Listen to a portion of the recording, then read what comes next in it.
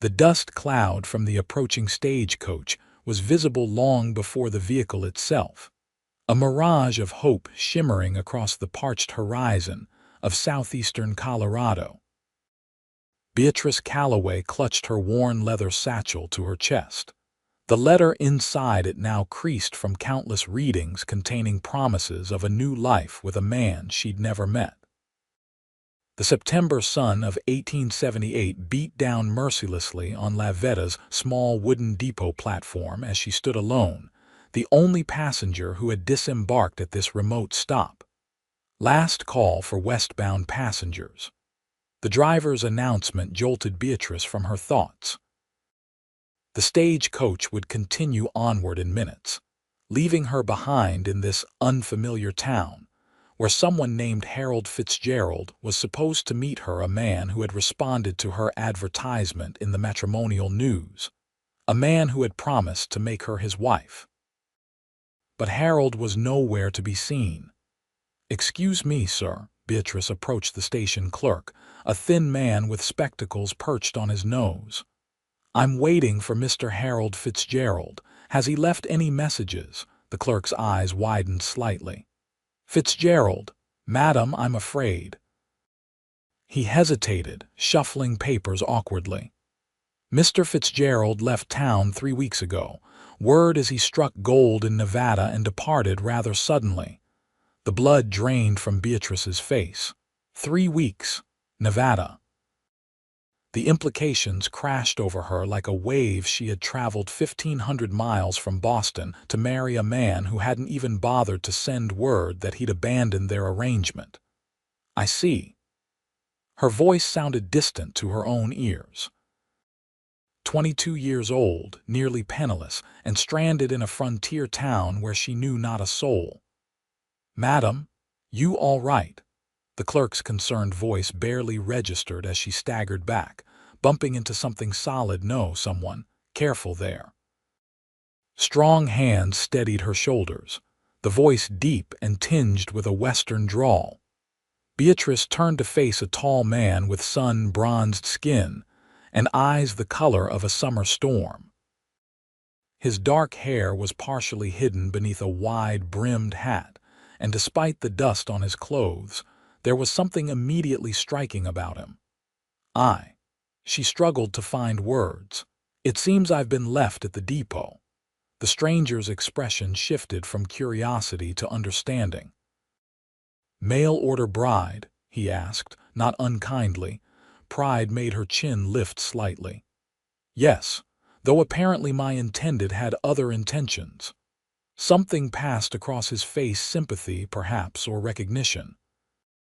He removed his hat, revealing a full head of dark hair with just a touch of auburn when the sunlight caught it. "Russell Nichols," he said, extending a calloused hand. "Seems to me, Miss Calloway, Beatrice Calloway. Seems to me, Miss Calloway, that you were meant to meet me instead." The directness of his statement caught her off guard. "I beg your pardon." A ghost of a smile touched his lips. "What I mean is, fate has a funny way of working things out. I own the Double N Ranch about 8 miles outside town. My sister Amelia runs the boarding house here in Lavetta. If you need a place to stay while you figure things out, she'd be happy to have you." Beatrice hesitated. The practical part of her mind, the part that had gotten her this far in life, assessed her options. She had exactly $4.72 to her name, enough for perhaps 2 nights at a hotel, if such a place even existed here. Her teaching position in Boston had barely covered her living expenses, and it had taken all her savings to make this journey west. "That's very kind, Mr. Nichols, but I wouldn't want to impose." "No imposition. Amelia's always complaining about needing help with the place." He gestured to her bag. "Is this all your luggage?" "My trunk should be coming from the baggage car," she replied, then felt a fresh wave of despair. "Though I'm not certain I can afford to stay long enough to need it." Russell Nichols looked at her thoughtfully. "The school in town's been looking for a teacher. Last one left when winter hit last year, couldn't handle the cold. You mentioned you taught in Boston." Beatrice nodded, surprised. How did you know? Your speech patterns. And you're carrying a book of Shakespeare's sonnets that's been well read. He nodded toward the volume peeking from her satchel. Most ladies traveling west bring romance novels, not classics. She felt herself blush slightly at his observation. Yes, I taught for 3 years at a girls' academy. Literature primarily, though I'm versed in mathematics and natural sciences as well. Well then, Russell said, seems Lavetta might have just gained what it needed most. Let me help with your trunk and we'll get you settled at Amelia's. As they waited for her trunk to be unloaded, Beatrice studied Russell Nichols more carefully. He wasn't conventionally handsome like the suitors her mother had once tried to arrange for her in Boston. His face was weathered by sun and wind, with small lines around his eyes suggesting he smiled often. His hands were those of a working man, but there was nothing rough about his manner. "Mr. Nichols," she ventured, "why are you helping me? You don't know me at all." He considered her question for a moment before answering. "My mother came west as a mail-order bride in '52. Her intended died of cholera before she arrived. A stranger helped her, gave her a job cooking at a ranch. She met my father there." He shrugged. "I suppose I'm just passing on the kindness." The simplicity of his explanation touched something in Beatrice. In Boston, such generosity would have been suspect, wrapped in social obligations and expectations. Here, it seemed, kindness could exist for its own sake. "There it is," Russell pointed as a porter wheeled out a large trunk. "That yours?" "Yes, that's mine." She moved to help, but Russell was already lifting it with ease. "We'll take my wagon," he said. "Amelia's place is just down the main street." As they walked away from the depot, Beatrice couldn't help glancing back at the stagecoach that had brought her here. It was already pulling away, heading further west, just as Harold Fitzgerald had done. She had planned this journey for months, sold nearly everything she owned, and severed ties with what little family she had left in Boston, all for a future that had evaporated like morning dew under the harsh western sun. Yet walking beside this quiet, thoughtful cowboy, she felt an unexpected sensation, not security, exactly, but possibility. Lavetta might not have been her intended destination, but perhaps it was where she needed to be. The boarding house was a 2-story structure of weathered wood with a wide front porch and clean windows, a stark contrast to some of the other buildings they passed. A painted sign reading "Nichols Boarding House" hung above the door. "Amelia," Russell called as they entered. "We've got a guest." A woman with the same storm-gray eyes as Russell emerged from what appeared to be a kitchen, wiping her hands on an apron. Her dark hair was pulled back in a practical bun, but a few strands had escaped, giving her a slightly harried appearance.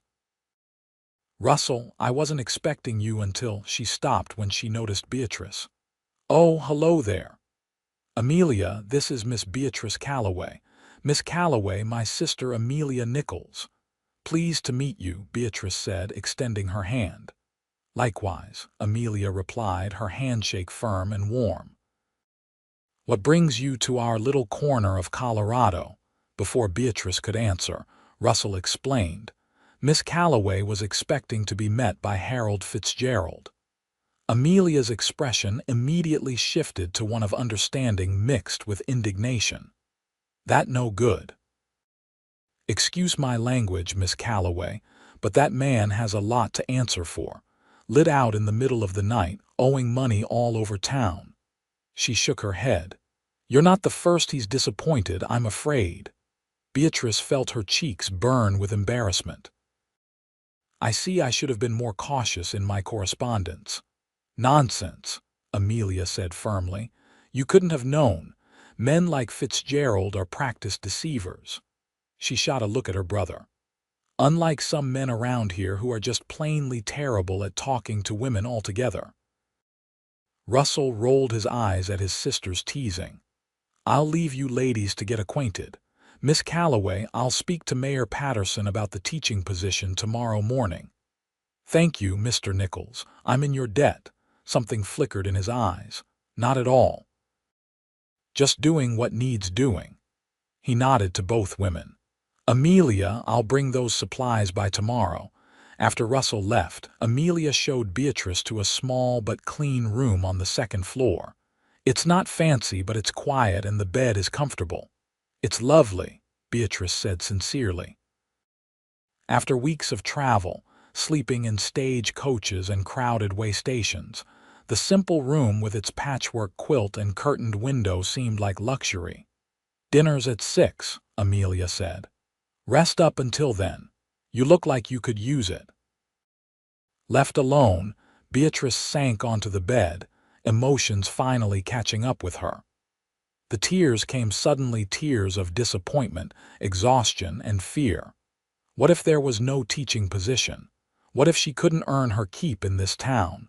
What if she had made the most terrible mistake of her life? Yet even as these thoughts swirled, she remembered Russell Nichols' words at the depot. You were meant to meet me instead. There had been no romantic intention behind them, she was sure, merely a kind man offering assistance to a stranger in distress. Still, the idea that fate might have other plans for her than those she had carefully arranged was strangely comforting. Beatrice washed her face in the basin provided, changed into a clean dress, and braided her long chestnut hair. By the time she descended for dinner, she had composed herself into the proper young woman she'd been raised to be, adaptable, practical, and determined to make the best of her circumstances. The dining room held 3 other boarders, an elderly gentleman who introduced himself as Dr. Samuel Winters, the town's physician, a young woman named Flora Jenkins who worked at the general store, and a quiet man in his 30s named Thomas Burke, who managed the town's small bank. We're usually a larger group, Amelia explained as she served a hearty stew with fresh bread. But with harvest season, many of our regulars are helping at the outlying farms. The conversation flowed easily, with the others politely inquiring about Beatrice's journey and offering information about Lavetta. She learned that the town had grown substantially since the Denver and Rio Grande Railroad had established a route through the area 5 years earlier, though it remained modest compared to larger settlements like Pueblo or Denver. We've been desperate for a proper teacher, Dr. Winters told her. The children are running wild as jackrabbits, my grandson included. I'd be grateful for the opportunity, Beatrice said. Though I should warn you, my methods might be considered progressive by some. I believe education should encourage critical thinking, not just rote memorization. Sounds exactly like what these children need, Flora said approvingly. Most haven't had consistent schooling for nearly a year. After dinner, Beatrice helped Amelia with the dishes despite the older woman's protests. I insist, Beatrice said. It's the least I can do for your kindness. As they worked side by side, Amelia studied her. You're not what I expected. Oh, and what did you expect? When Russell said he'd found a mail-order bride abandoned at the depot, I pictured someone more. She hesitated. Desperate, fragile, Beatrice suggested with a small smile. Perhaps. But you've got a steadiness about you, and intelligence. Amelia handed her another plate to dry. My brother noticed it right away. Beatrice felt an unexpected warmth at this observation. Your brother seems very kind. He is, too kind sometimes, takes on everyone's troubles. Amelia sighed. Runs himself ragged with that ranch, helping neighbors, serving on the town council. Never takes time for himself. He mentioned your mother was a mail-order bride, Beatrice ventured. Amelia's expression softened. She was. Came from Philadelphia with dreams of adventure and a trousseau full of completely impractical clothes. She laughed softly. By the time I came along, she'd turned into a proper rancher's wife, could shoot as straight as any man and make a meal out of practically nothing during hard times. She sounds remarkable. She was. Sadness briefly shadowed Amelia's features. We lost her and Pa both to influenza 8 years ago. Russell was 24, had to take over the ranch and look after me until I married. You're widowed? Beatrice asked gently, noting the band of gold on Amelia's finger. Amelia nodded. James died in a mining accident 3 years ago. We'd been married just 2 years. She shook herself slightly. After that, I couldn't bear the emptiness of the ranch house. Russell helped me buy this place. Keeps me busy, which is what I needed. The vulnerability in Amelia's confession made Beatrice feel less alone. Everyone carried sorrows, it seemed. I lost my parents to typhoid when I was 16, she offered in return. My aunt raised me, but she made it clear it was obligation, not affection, that motivated her charity. Amelia reached out and squeezed her hand. Well, you're here now, and between us, I think Lavetta might be just what you need and vice versa. That night, lying in the unfamiliar bed, Beatrice thought about Russell Nichols and his quiet strength. There was something compelling about him, something that made her curious to know more. It wasn't romantic interest, she told herself firmly. Merely appreciation for his kindness, and perhaps a natural human curiosity about someone who had shown her such unexpected assistance. Yet when sleep finally claimed her, she dreamed of storm-gray eyes and a deep voice saying, "You were meant to meet me instead." The next morning brought clear skies and a sense of purpose. Beatrice dressed carefully in her most professional attire, a navy blue skirt and matching jacket over a crisp white blouse.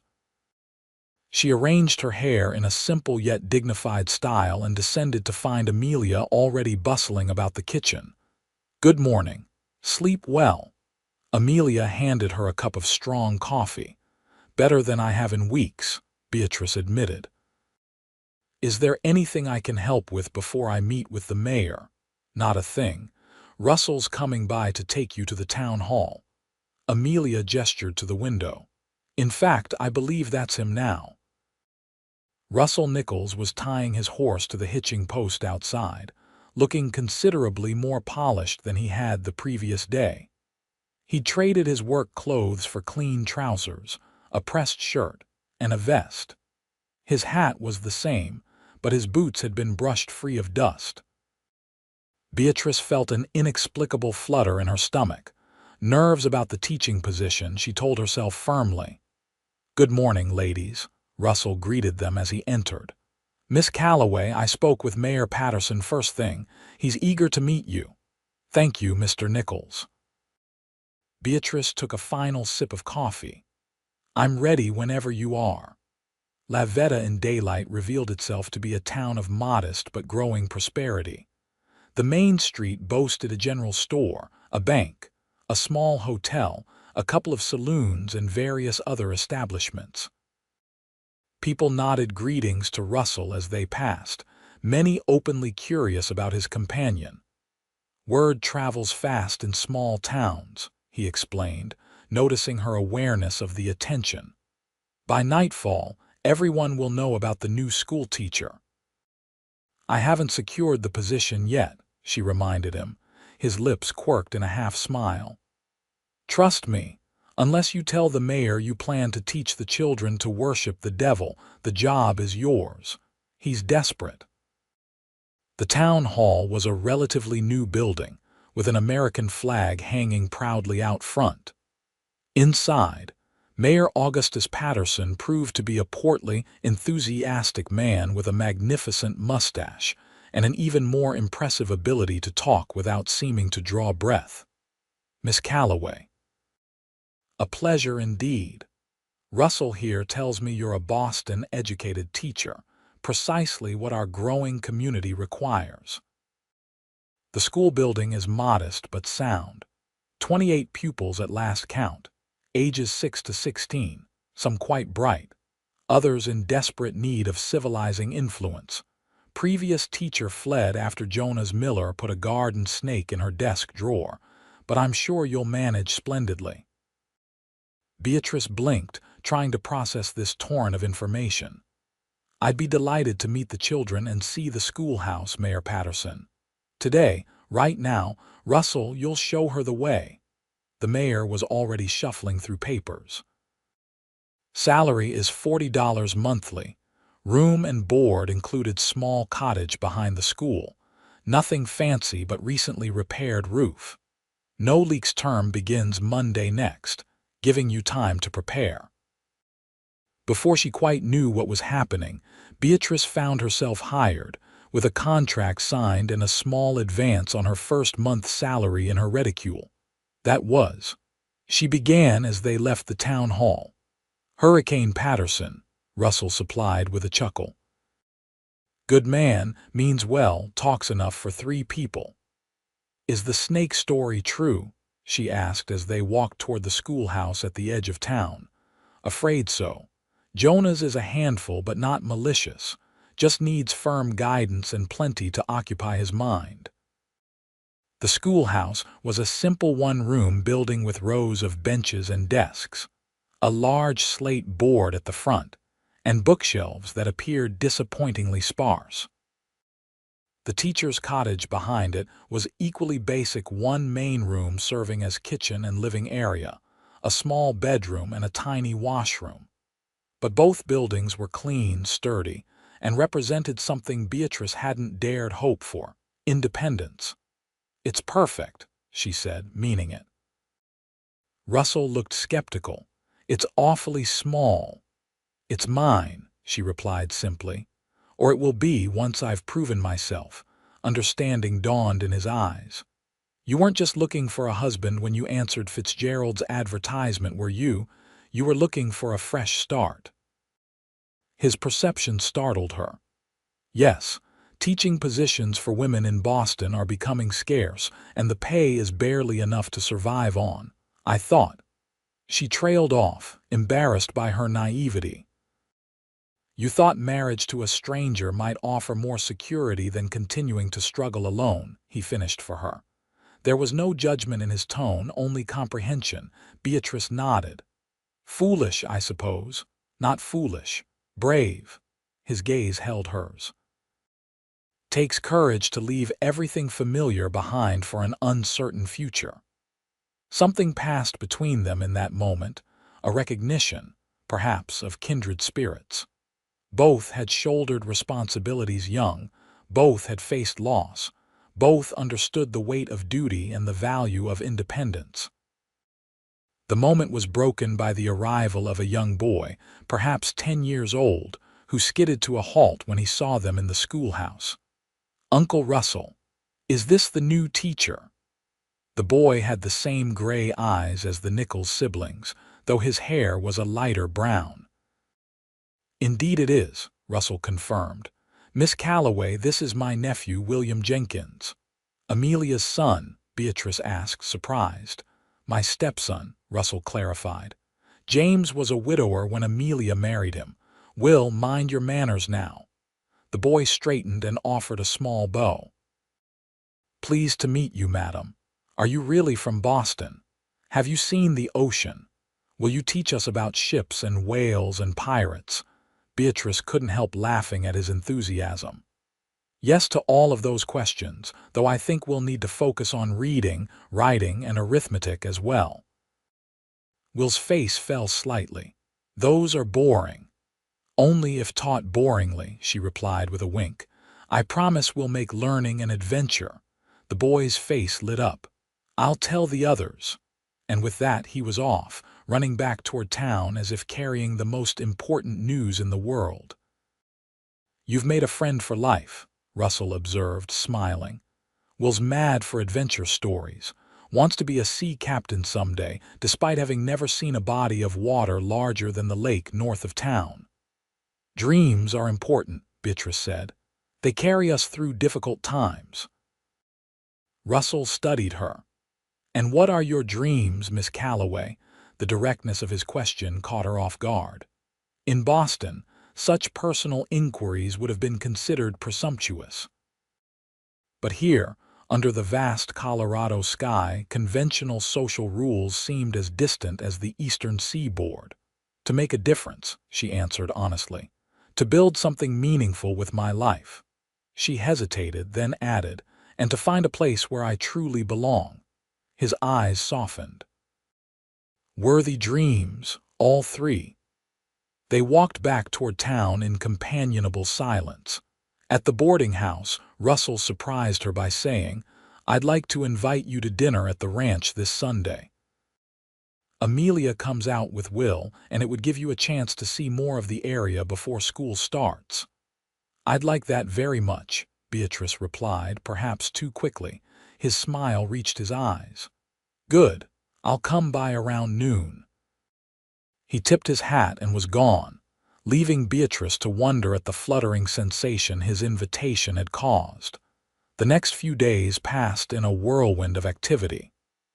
Beatrice moved her belongings to the teacher's cottage, spent hours organizing the schoolroom, and began creating lesson plans.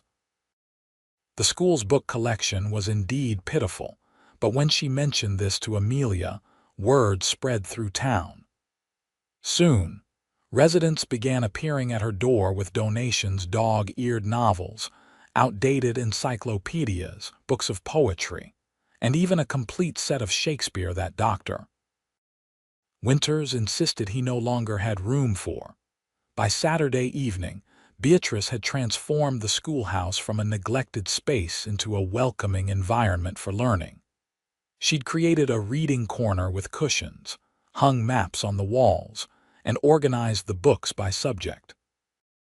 The cottage, too, had become homey with the addition of the quilt Amelia had insisted she take, and wildflowers gathered from nearby fields.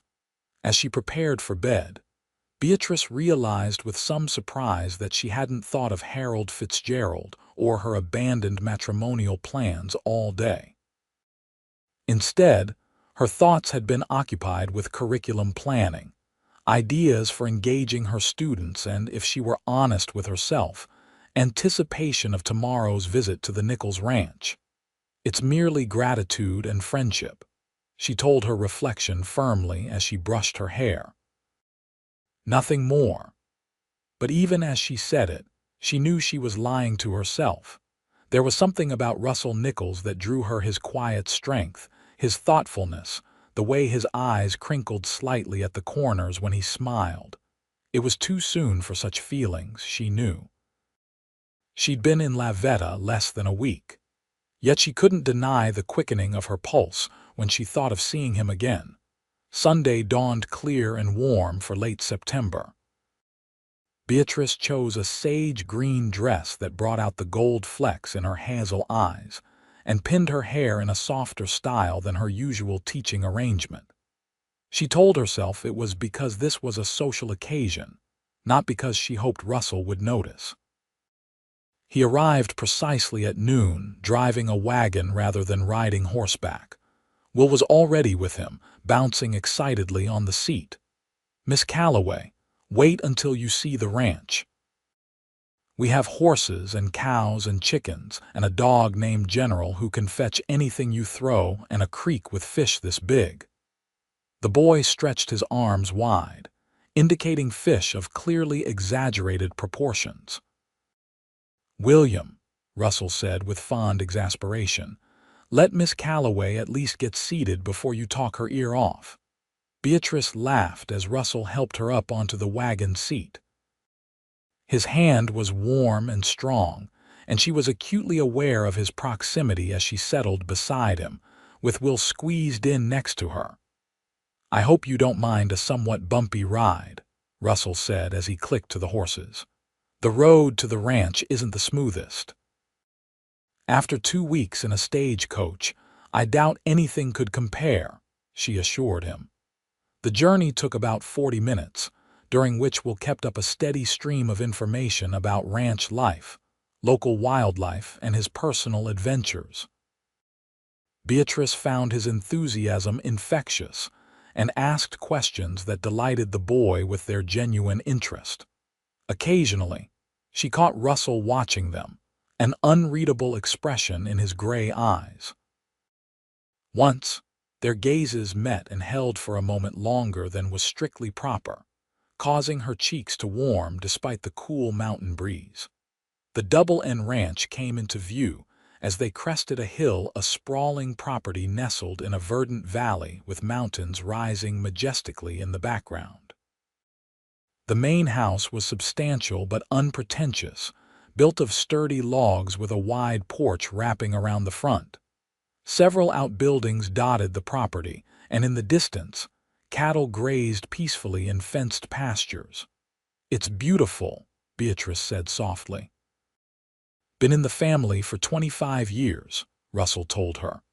"My father built that house with his own hands, added to it as the family grew." Pride was evident in his voice. "Not as grand as some of the big cattle operations further north, but it's home."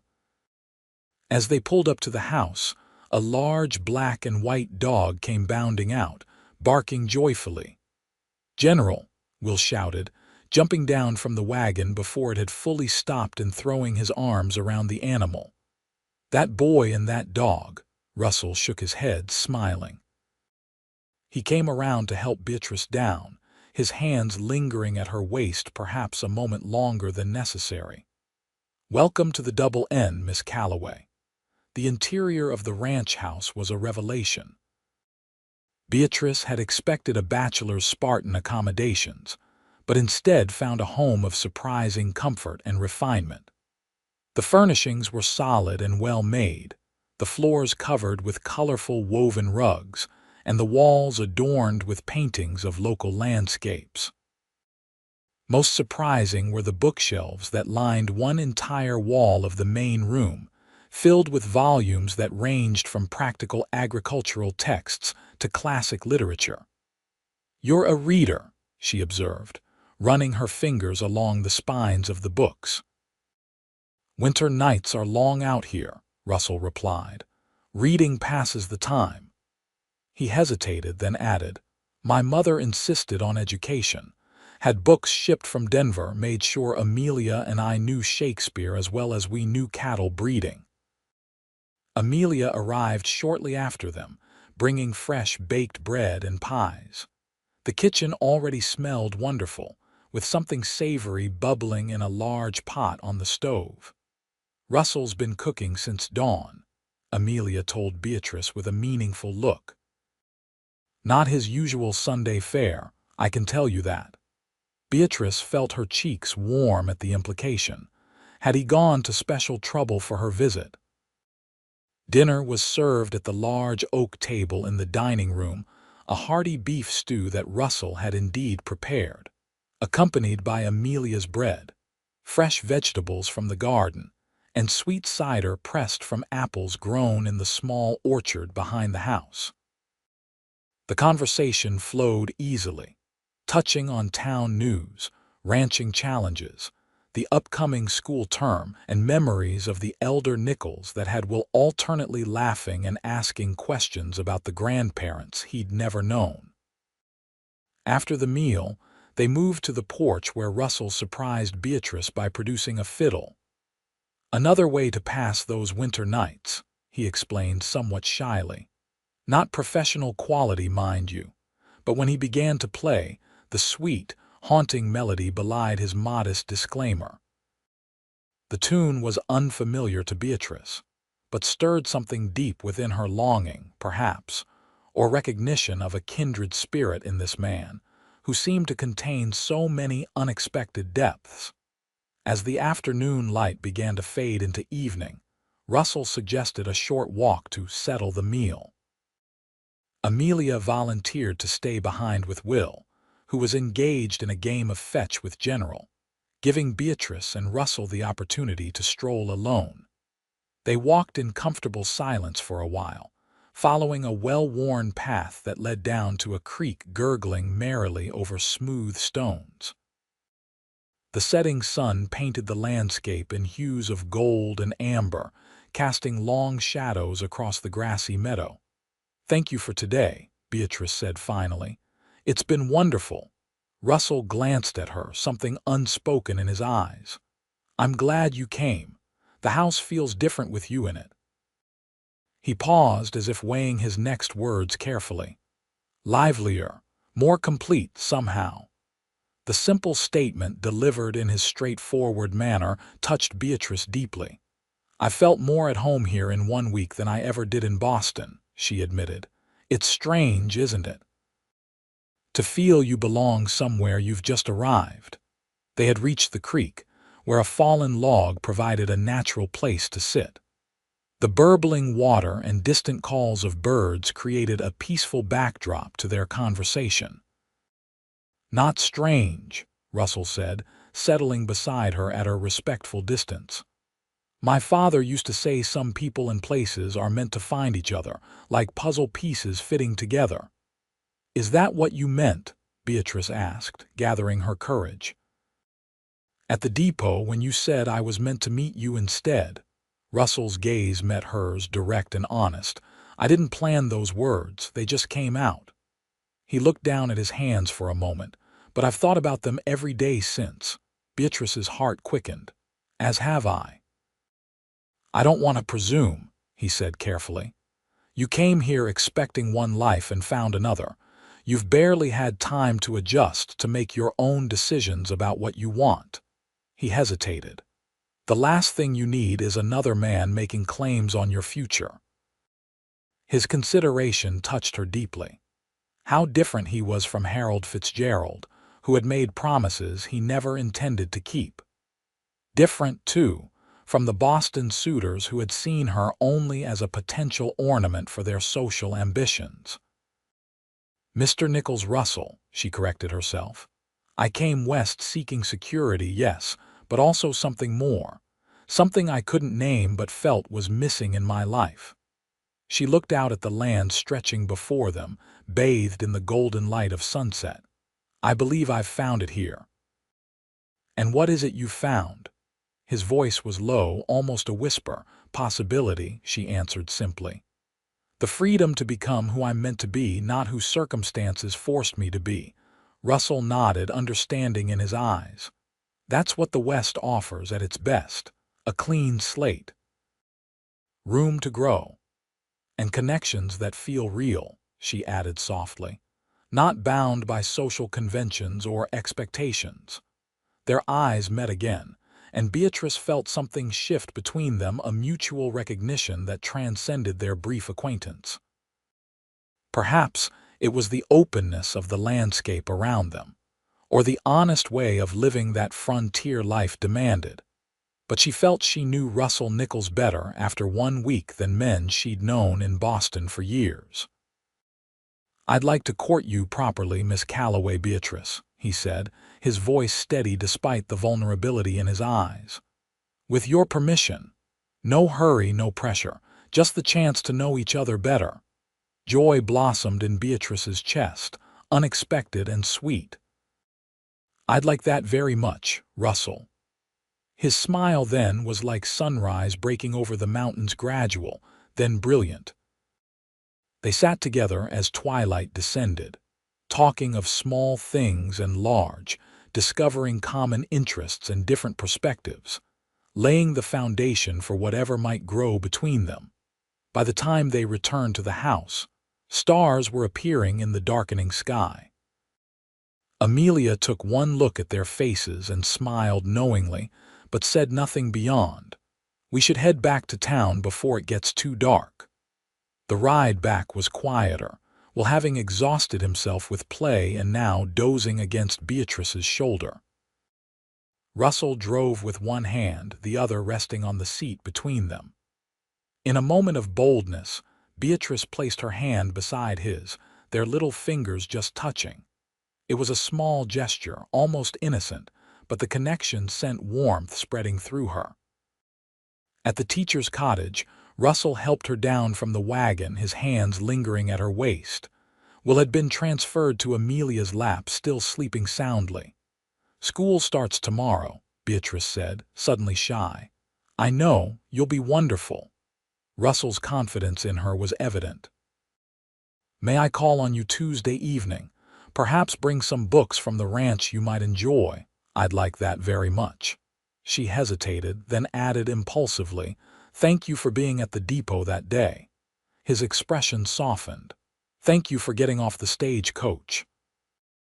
In the proper world of Boston, their parting would have been marked by a formal handshake, perhaps.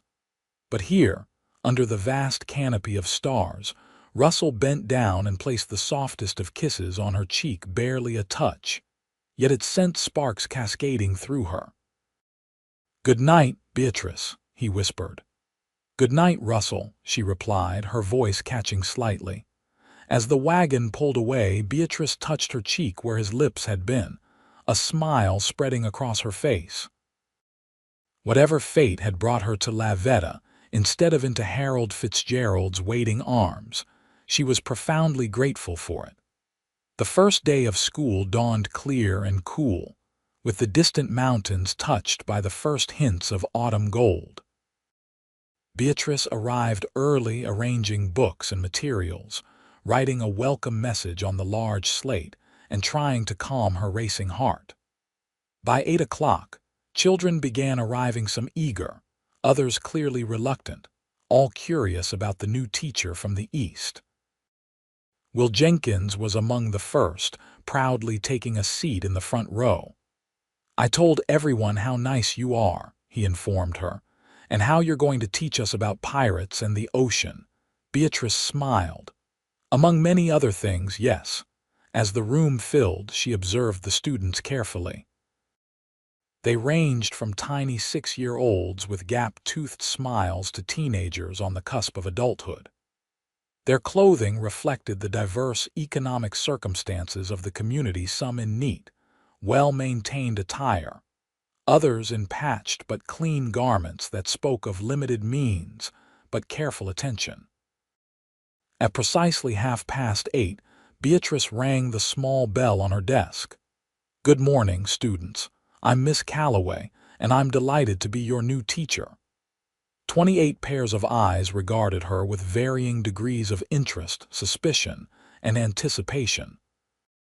Beatrice launched into the lesson. She had carefully prepared an engaging introduction that combined geography, history, and literature, by having the students create maps of the settings from famous stories. By lunchtime, she had learned most of their names and begun to identify the different personalities in her classroom. Jonas Miller, the infamous snake placer, was indeed a spirited boy with quick intelligence that needed channeling.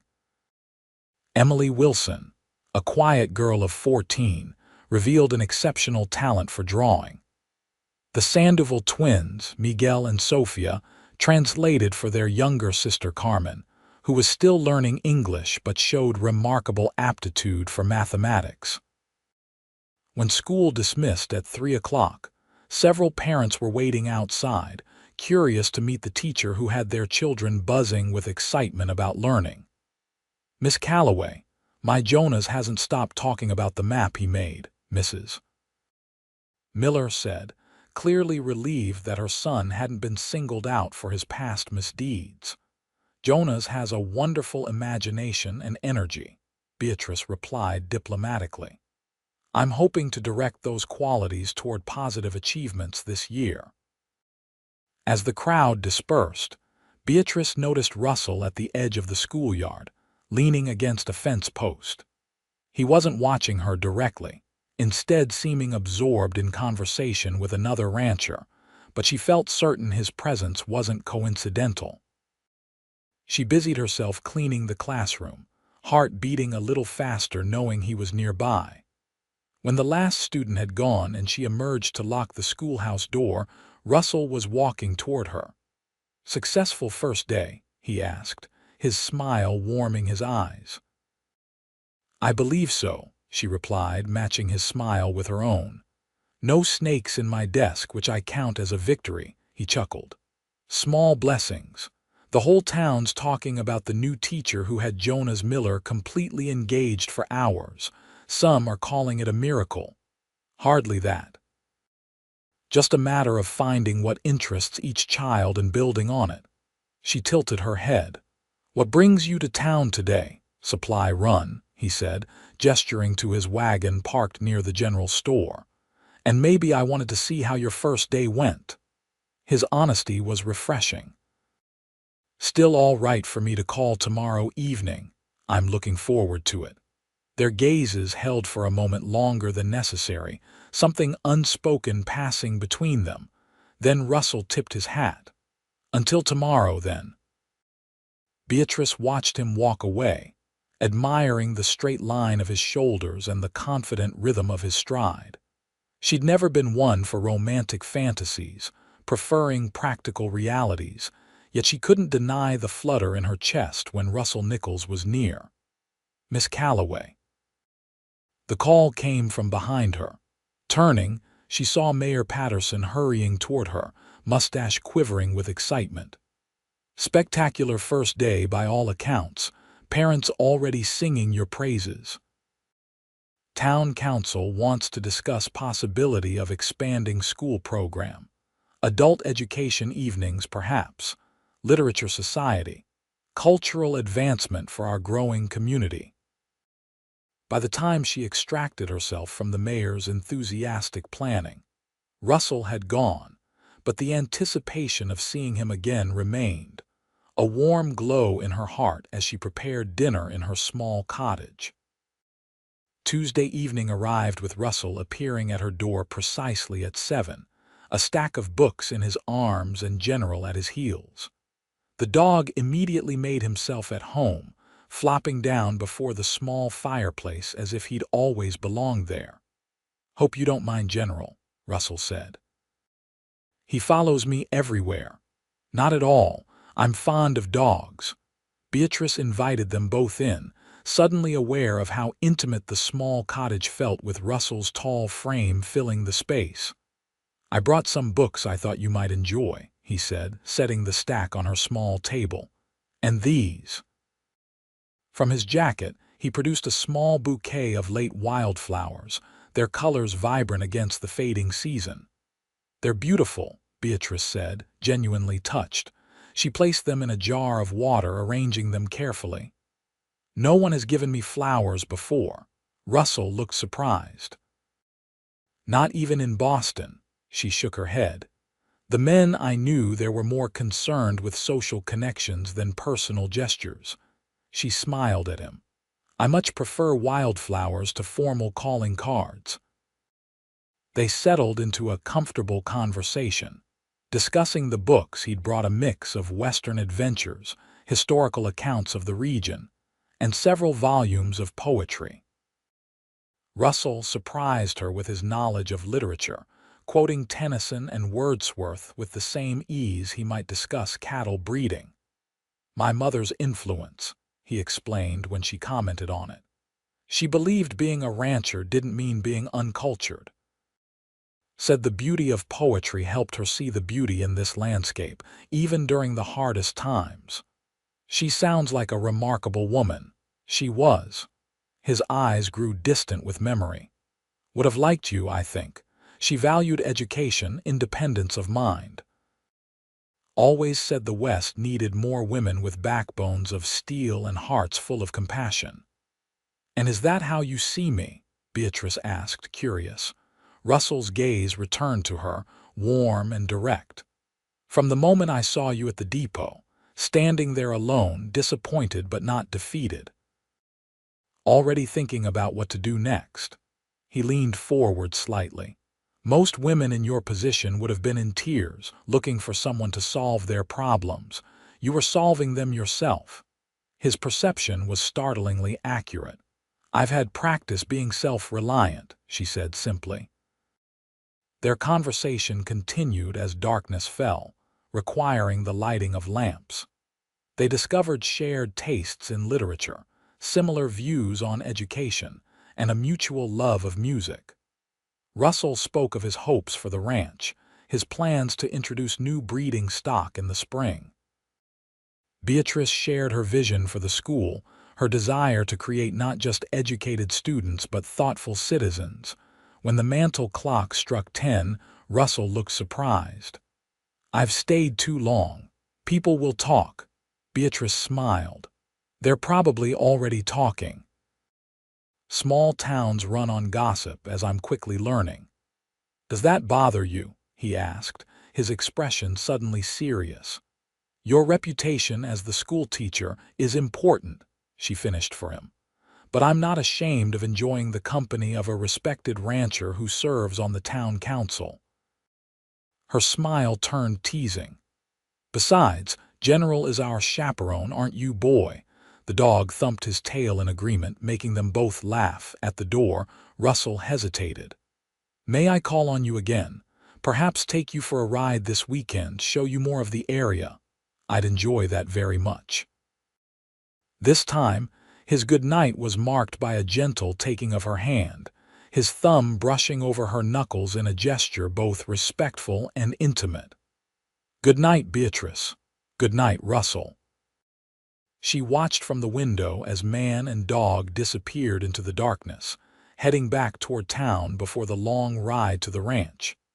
Something was growing between them, something precious and unexpected. Beatrice touched the wildflowers on her table and smiled, grateful for stage coaches that ran late and mail-order brides who were left at depots. The weeks that followed fell into a pleasant rhythm. Beatrice threw herself into teaching, finding joy in her students' progress and the challenges of tailoring education to such diverse needs and abilities. Her evenings and weekends, once filled with loneliness in Boston, now overflowed with community involvement and, increasingly, Russell's company. True to his word, he courted her properly. Saturday rides to show her the beauty of the surrounding landscape. Sunday dinners at the ranch with Amelia and Will. Tuesday evening visits to her cottage, always with General as their nominal chaperone.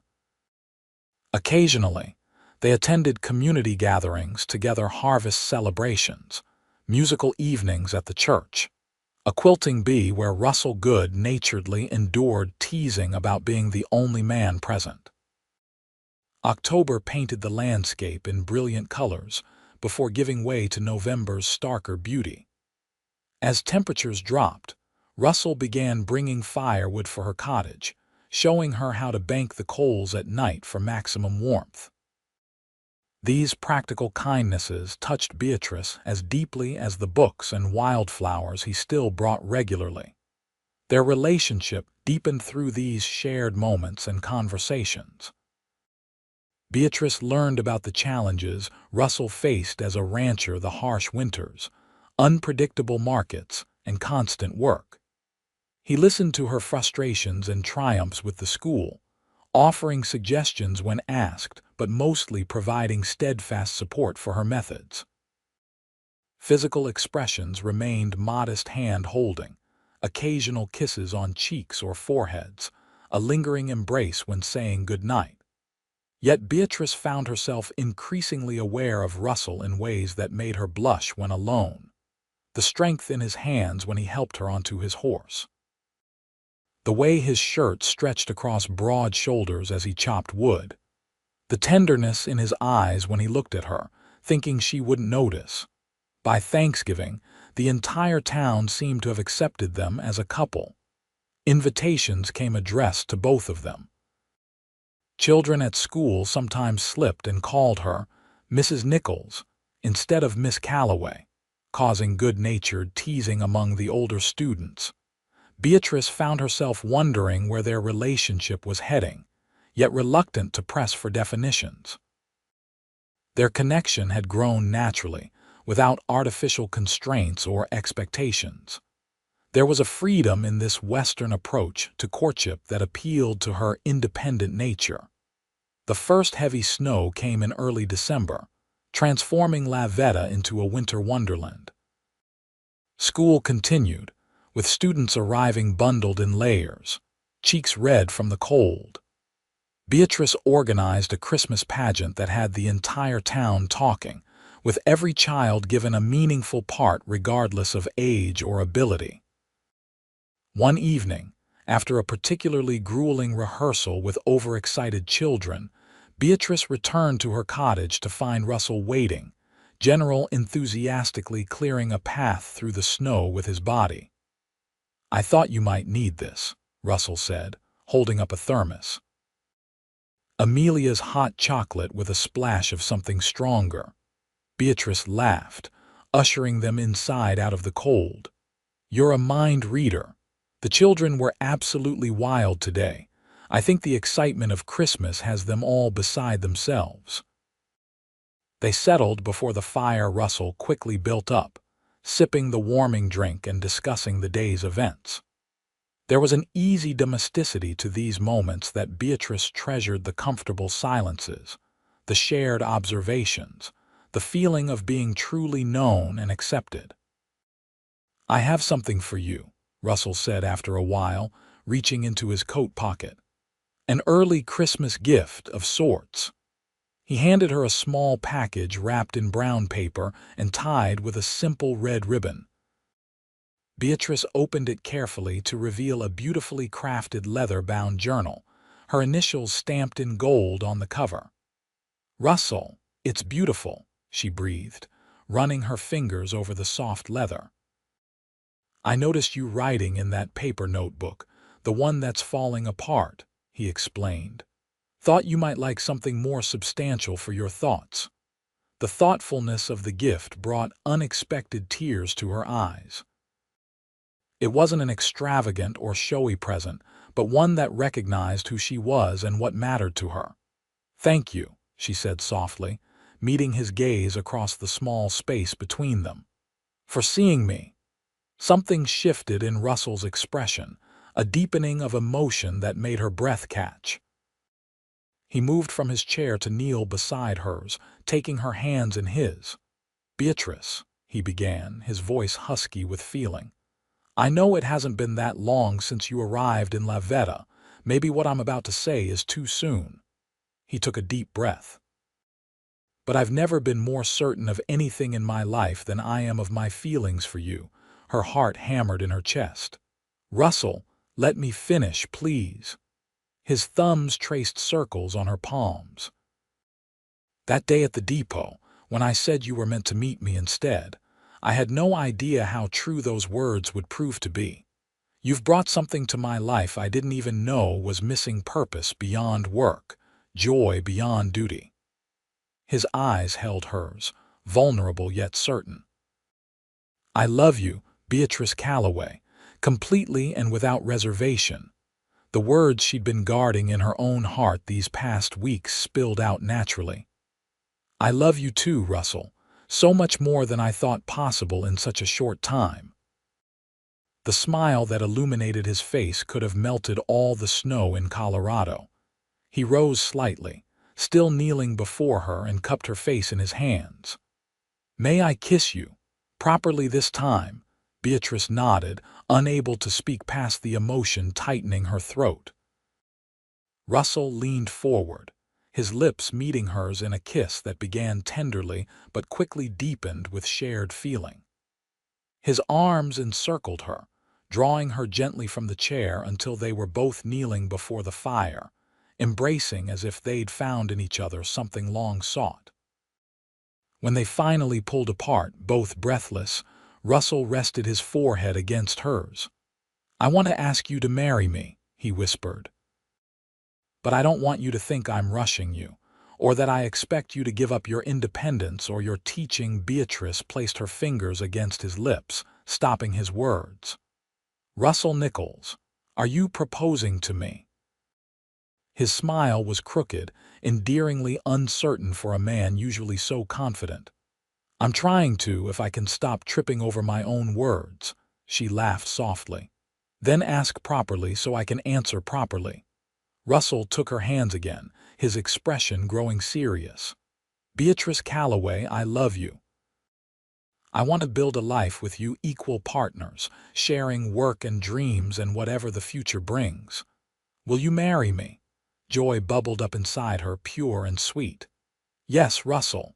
Yes, I will marry you." This time when they kissed, it held all the promise of their shared future, tender yet passionate, a meeting of hearts as well as lips.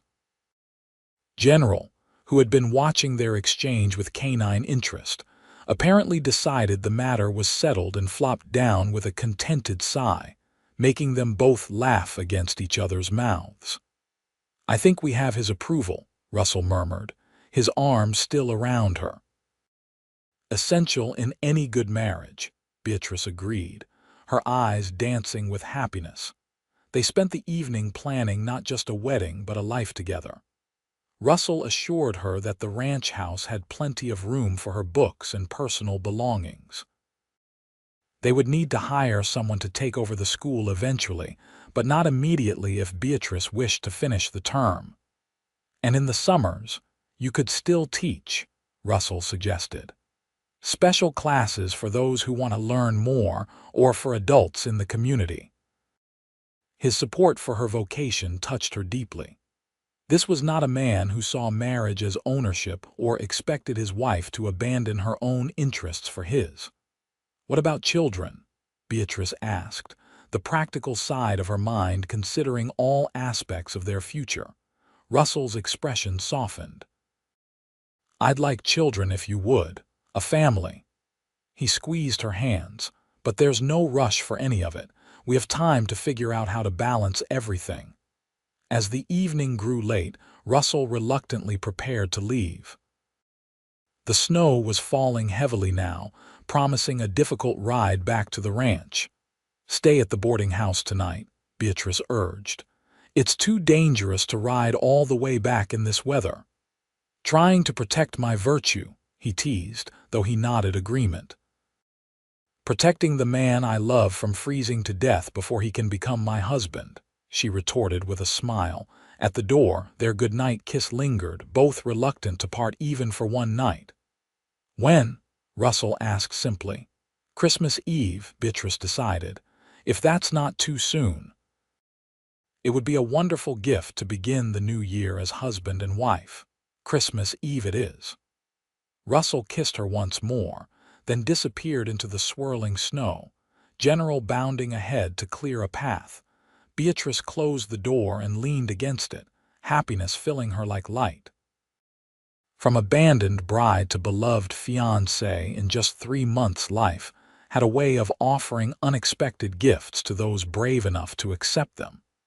The news of their engagement spread through La Veta with predictable speed. By noon the next day, Beatrice had received congratulations from half the town, including an effusive visit from Mayor Patterson, who declared it the most fortuitous union imaginable for our community's future development and cultural advancement. Amelia's reaction was more personal and touching. She arrived at the school after dismissal, enveloping Beatrice in a warm embrace. "Welcome to the family officially," she said, tears of joy in her eyes. "I've never seen my brother so happy." "He makes me happy too," Beatrice replied simply. "Happier than I ever imagined possible." "I brought something for you," Amelia said, producing a small box. Inside was a delicate silver locket on a chain. "It was our mother's. Russell asked me to give it to you. She would have wanted you to have it." The gesture brought tears to Beatrice's eyes. "It's beautiful," she whispered, touching the locket gently. "Are you sure?" "Absolutely sure," Amelia affirmed. "You're exactly the kind of woman our mother hoped Russell would find someday, strong, independent, kind." She helped Beatrice fasten the locket around her neck. "Besides, now you have something old for your wedding day." The following weeks passed in a whirlwind of preparation, not just for the wedding, but for the Christmas pageant and end-of-term school activities. Russell rode into town whenever weather permitted, sometimes staying overnight at the boarding house when snow made the return journey treacherous. These enforced separations only deepened their appreciation for their time together. Each reunion, even after just a day or two apart, brought the joy of rediscovery and strengthened their certainty about the life they were choosing to build together. Christmas Eve arrived clear and cold, the snow glistening under a bright winter sun. The church was decorated with evergreen boughs and red ribbons. candles ready to be lit for the evening service that would precede the wedding. Beatrice prepared in Amelia's room at the boarding house, where she had stayed the previous night in accordance with tradition. Her wedding dress was simple but elegant ivory satin with delicate lace at the collar and cuffs, sewn by the women of Lavetta who had embraced her as one of their own. "Something borrowed," Amelia said, placing a pearl comb in Beatrice's upswept hair. "From Flora at the general store." "Something blue," added young Emily Wilson, who had become one of Beatrice's favorite students. She presented a blue ribbon that had been embroidered with tiny flowers. "I made it myself for your bouquet." "And something new," said Mrs. Miller, producing a pair of soft leather gloves. "From all of us at the sewing circle. Winters are cold here, especially riding between town and the ranch." Tears threatened to ruin the careful application of rouge Amelia had insisted upon. "Thank you all," Beatrice said, deeply moved by the community's embrace. "I never expected to find such friendship here." "You've given as much as you've received," Mrs. Miller assured her. "Our children love you, and you've brought Russell Nichols out of that self-imposed isolation he's been in since his parents died. That alone would earn you our gratitude." As twilight gathered, the church bells began to ring, calling the community to the Christmas Eve service. Beatrice remained at the boarding house, according to plan, waiting until the service was underway before making her entrance. Will, dressed in his Sunday best, came to escort her. "Uncle Russell sent me," he explained importantly. "He said to tell you he's waiting and that he's the luckiest man in Colorado." The walk to the church through freshly fallen snow was like a scene from a fairy tale, with stars beginning to appear in the darkening sky and lamplight glowing from windows along the way. Will chattered excitedly about the surprise Russell had prepared at the ranch for after the wedding, a detail he wasn't supposed to reveal but couldn't contain. "It's a new bookshelf, built special for your books," he confided. "And he fixed up the small room off the main bedroom for your writing and schoolwork. Says a teacher needs her own space." Beatrice's heart swelled with love for the man who understood her so completely. When they reached the church steps, Will squeezed her hand. "You look beautiful, Miss Calloway. But soon you'll be Aunt Beatrice instead." The title clearly pleased him. "I'm looking forward to that very much," she told him sincerely. The church doors opened at their approach. The Christmas service was concluding, the final carol fading as Beatrice stood in the doorway. Every head turned, conversations hushing as the congregation saw her framed in the entrance, illuminated by candlelight. But Beatrice had eyes only for Russell, standing at the altar beside Reverend Thomas.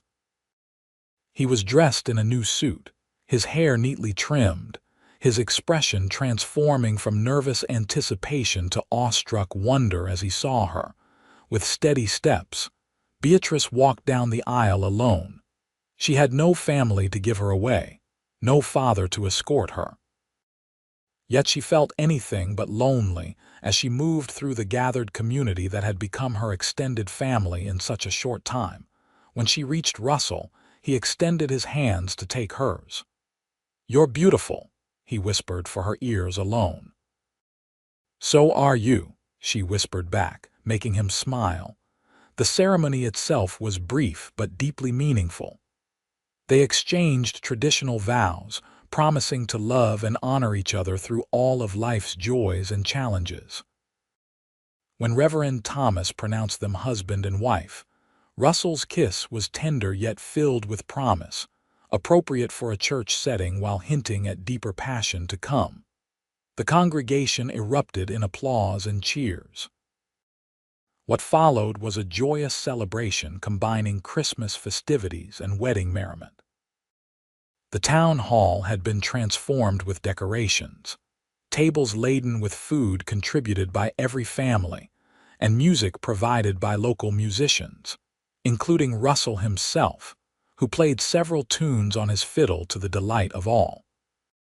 As midnight approached, Russell found Beatrice among the well-wishers and drew her aside. "Ready to go home, Mrs. Nichols?" he asked, his voice low and intimate. The new name sent a thrill through her. "Yes, Mr. Nichols, I believe I am." They said their goodbyes amid good-natured teasing, and made their way to the sleigh Russell had prepared, decorated with evergreen boughs and small bells that jingled merrily as they set off toward the ranch toward home. The journey through the starlit night was magical, with the moon casting blue shadows across the snow-covered landscape. They talked and laughed, sharing observations about the wedding and their guests, comfortable together even in this new status as husband and wife. At the ranch, Russell insisted on carrying Beatrice across the threshold in traditional fashion. General greeted them with enthusiastic barking, clearly happy to have them home. The house was warm and welcoming, with fires burning in the main room and bedroom fireplaces. As Will had revealed, a new bookshelf stood waiting for Beatrice's collection, and the small adjoining room had been transformed into a study space with a desk, comfortable chair, and good lighting. "You like it?" Russell asked, suddenly uncertain as she explored the space. "I love it," Beatrice assured him, deeply touched by his thoughtfulness. "You've made a place for me that honors who I am. That's what I wanted." He took her hands in his. "This is your home now, not just mine. It should reflect both of us." In the bedroom, Beatrice found another surprise: a new quilt on the large four-poster bed, clearly handmade with intricate stitching. "Amelia and the ladies of the quilting circle," Russell explained. "They've been working on it in secret for weeks." The pattern, Beatrice realized with emotion, incorporated elements that represented both of them: books and stars, mountains and flowers, all woven together into a harmonious whole, like their lives now joined as one. A certain shyness fell between them then, the reality of their new intimacy suddenly present. Russell moved to add wood to the fire, giving Beatrice a moment to compose herself. "I'll step out while you prepare for bed," he offered, his consideration evident even in this most personal of moments. When he returned, Beatrice was sitting on the edge of the bed in her nightgown, hair loose around her shoulders. The nervousness she had expected to feel was tempered by the depth of trust and love that had grown between them over these months. Russell had changed as well, wearing only a nightshirt and trousers. He sat beside her on the bed, taking her hand in his. "I want you to know," he said softly, "that there's no rush for anything, tonight or any night." His sensitivity touched her deeply. "I'm not afraid," she told him honestly. "Not with you." Their kiss began gently, a continuation of the hundreds they had shared during their courtship. But here, in the privacy of their bedroom, with no need for restraint or propriety, it deepened into something more primal, more honest. Russell's hands tangled in her hair as Beatrice's arms encircled his neck, drawing him closer. What followed was a discovery of each other that transcended physical union, though that too was beautiful in its passion and tenderness. It was the culmination of a journey that had begun with two strangers meeting at a depot and recognizing in each other something essential and true. Afterward, lying in each other's arms beneath the new quilt, Beatrice marveled at the path that had brought her here. "If Harold Fitzgerald hadn't abandoned his promises," she murmured against Russell's chest, "I would never have found you." Russell's arm tightened around her. "I'm almost tempted to thank the scoundrel," he said, pressing a kiss to her hair. "But mostly I'm just grateful that you were brave enough to come west at all, and that you happened to be at the depot that day." "Not happened," he corrected gently. "Remember what I said, you were meant to meet me instead." Beatrice smiled in the darkness, contentment filling her soul. "Yes," she agreed. "I believe we were." Spring came early to La Veta in 1879, bringing with it new beginnings. Beatrice continued teaching through the remainder of the school term, riding to and from the ranch each day on a gentle mare Russell had trained specifically for her. The community quickly adapted to their new arrangement, with parents sometimes stopping by the ranch with questions about their children's education, or to drop off assignments for students too ill to attend school. By summer, Beatrice had settled fully into life as Mrs. Nichols. She maintained her independence while embracing the partnership of marriage, helping with ranch work when needed while continuing to nurture her own interests and pursuits. Russell kept his promise to support her teaching, building a small library in town that doubled as a summer schoolroom for advanced students and adult education classes. Their life together wasn't without challenges. The harsh realities of ranching in the West meant occasional financial worries, difficult decisions about livestock and land management, and the physical dangers inherent in the work. But they faced each challenge together, strengthened by the trust and communication that had been the foundation of their relationship from the beginning. In August, as the first anniversary of Beatrice's arrival in La Veta approached, she shared news that brought fresh joy to their household. They would welcome a child in the early spring. Russell's reaction, a mixture of awe, excitement, and tender concern for her well-being, only deepened her conviction that fate had indeed led her to exactly where she was meant to be. On a warm evening in late September, they sat together on the porch of the ranch house, watching the sunset paint the mountains in hues of gold and purple. Russell's arm rested comfortably around Beatrice's shoulders, his hand occasionally drifting to the slight curve of her belly where their child grew. "You ever wonder," Beatrice asked, "what became of Harold Fitzgerald?" Russell considered the question.